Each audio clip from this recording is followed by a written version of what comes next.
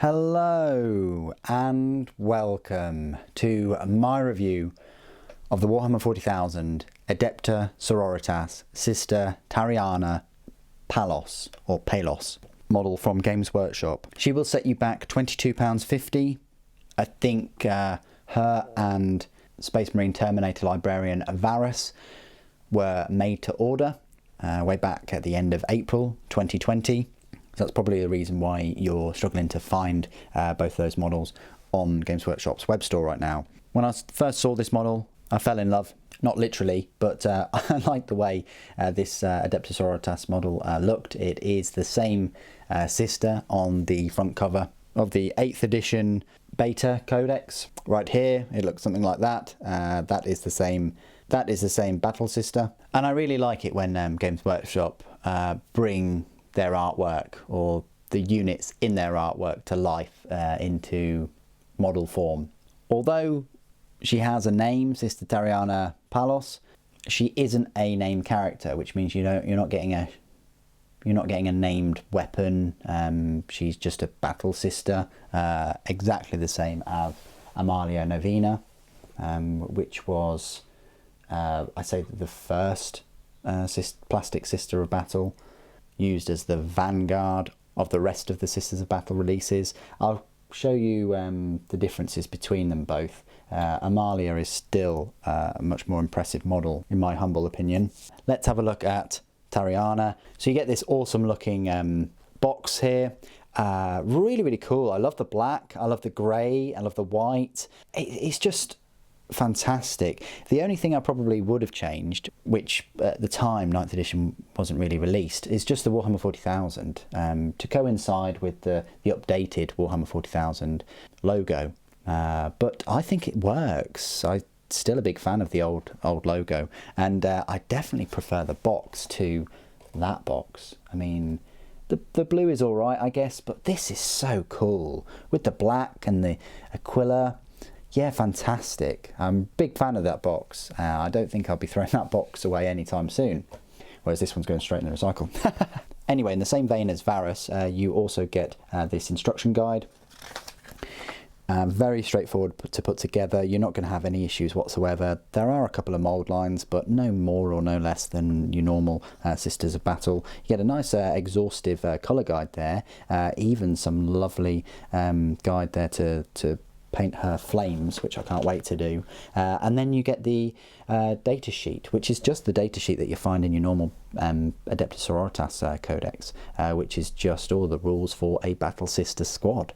And they are the rules that I'll be going through towards the end of the video. So let's have a look at the model herself. And we'll just turn the box over.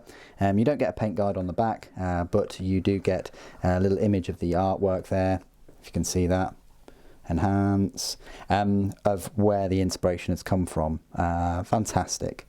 And then you've got a little thing here that says Citadel Color.com guides made in the UK. And so there we go. So the model herself then, absolutely fantastic looking model. Big fan of this. He's got lots going on.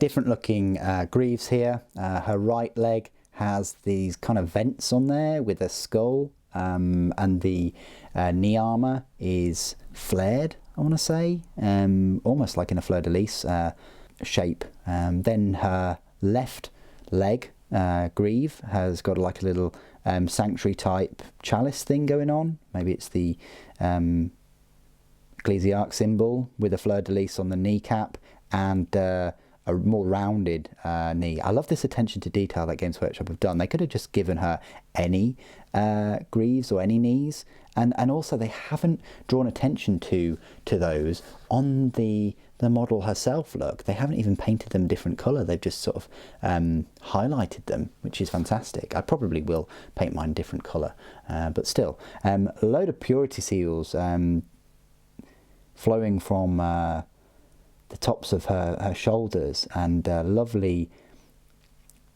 double fleur-de-lis icon on her breastplate there, with the studded armour and the ecclesiarch symbol with a skull. You've got a an Aquila there with a purity seal, like a rose type purity seal it looks like. You've got her left arm, her fingers are a little bit outstretched but they're a bit webbed. You've got the bolt gun. The only fancy thing here is that it's got a fleur-de-lis icon and a kind of a sickle magazine. But yeah, just your standard bolt gun really. Her head and her hair is pretty well detailed. If we just enhance here, we'll go all the way in. You can just about see that she's got some kind of scarring on her nose, on the right side of her cheek there as well. Poor girl. And yeah, a bit of a scarring on her nose, which is mirrored on the artwork actually. She's got a fleur-de-lis icon on her right shoulder pauldron. I need to file that and file the gaps in a little bit before she's sprayed. You've got a couple of grenades that hang from her waist, and then another ecclesiarch symbol with some purity seals. You've got a holster with a bolt pistol, I guess, in, and another symbol, fleur-de-lis, on the power plant, and a couple more canisters and pouches. Let's not forget the base. There's a few bricks there, some empty casings, and the flames, and a skull. Can't go without a skull on the ground. So yeah, absolutely stunning model. Really, really big fan of her, especially when I first kind of saw the model. I thought, yep, she's going to look brilliant with all the other Sisters of Battle models. Speaking of which, let's do some size comparisons. But first of all, we'll just compare her to Varus. So here's Varus. He is a Terminator librarian, so he's pretty big. As you can see, he does dwarf her a bit, but then again, you know, he is a massive Space Marine in Terminator armour. So that's the pair, that's the dual made-to-order minis that Games Workshop released in April. So the first miniature I'd like to compare her to is, of course, Amalia Novena. Now, Amalia Novena has got a lot more detail, in my opinion. She's got some flames in the form of the candles. Her base is absolutely stunning, and I prefer this base, of course. I mean, Tariana's base is nice, but Amalia Novena's is much more intricate. The height is pretty much the same. Hairstyle, very, very similar. I feel like there's more going on the front of Novena because there are actually, you can see the zipper along her armour, and she's got an extra fleur-de-lis icon. She hasn't got as many purity seals and things as Tariana. Let's just enhance this just to take in that detail. Look at that beautiful detail there of both of them. Fantastic. Yeah, I mean, Amalia has the fleur-de-lis icon on the bolt gun, and then another kind of skull symbol there. But Amalia has the beads. She's got the beads there.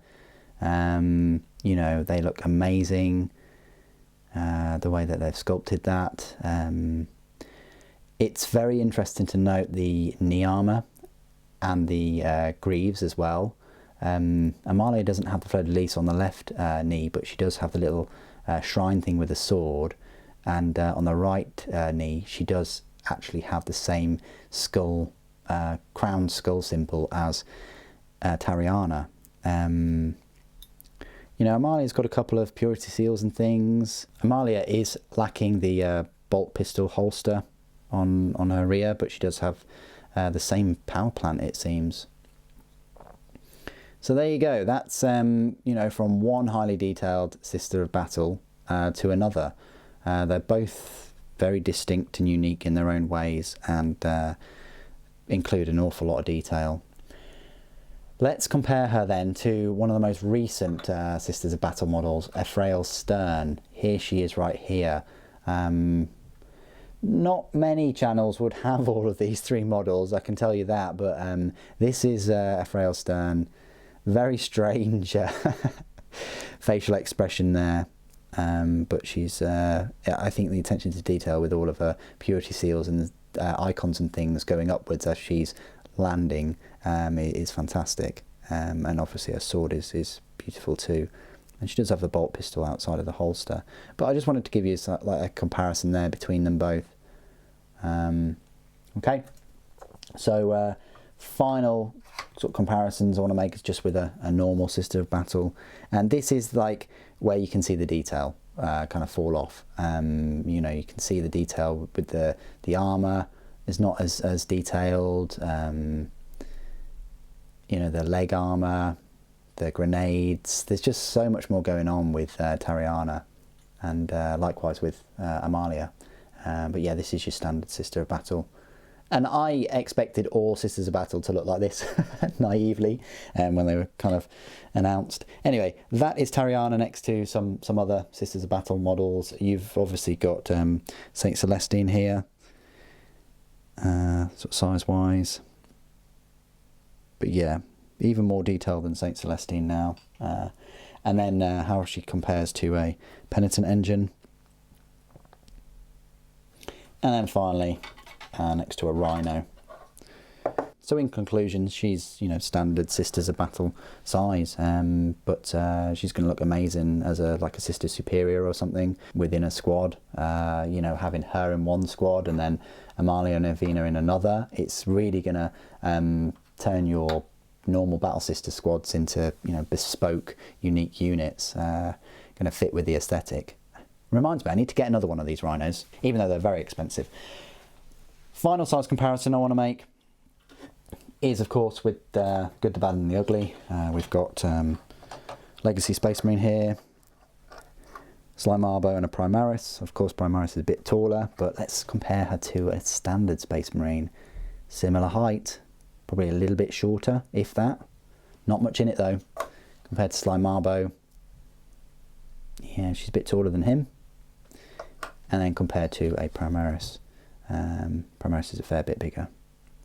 So that's how she stacks up compared to all of those. And now we're into the final part of my video, where I will talk about all of her rules. Now, as I mentioned at the start, although she has a name, she's not a unique character, so she doesn't have like unique character rules. Amalia and Avina didn't have those rules either. She follows the same rules as a normal Battle Sister, which means that she's a troop choice, she's a power points cost of a 4, her stat line reads movement of 6 inches, weapon skill 4+, ballistic skill 3+, strength 3, toughness 3, 1 wound, 1 attack, leadership 7 and a save of 3+.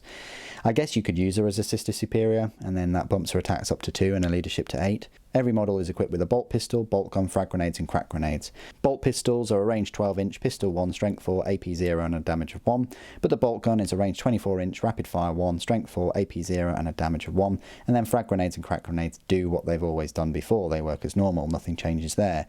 A Battle Sister can be equipped with one weapon from the special weapons list instead of a bolt gun. One Battle Sister can be equipped with one of the following instead of a bolt gun: one weapon from the heavy weapons list or one weapon from the special weapons list. And then one Battle Sister equipped with one bolt gun can have a Simulacrum Imperialis. Sister Superior can additionally be equipped with one weapon from the melee weapons list, or can be equipped with one weapon from the melee weapons list instead of one bolt gun. The Sister Superior can be equipped with one weapon from the ranged weapons list instead of one bolt gun. The Sister Superior can be equipped with one weapon from the pistols list instead of one bolt pistol, and the unit can have an Incenser Cherub.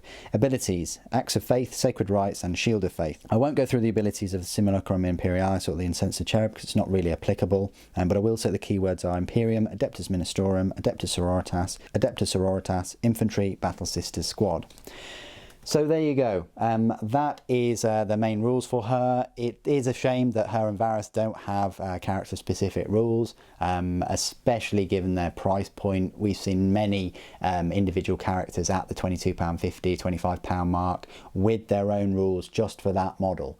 And I like how Games Workshop create these models, that they give us an opportunity to get hold of these lovely looking miniatures, but I just wish that sometimes they were given specific rules as well within their little boxes, not specifically in the codexes or anything like that, but just as a little bonus, much like we got the the Beaky Marine with the different weapon. We got different rules for him, and we've had them in other unique units before, and I just wish that they'd continue to do that. But overall, fantastic looking model. I'm a big fan.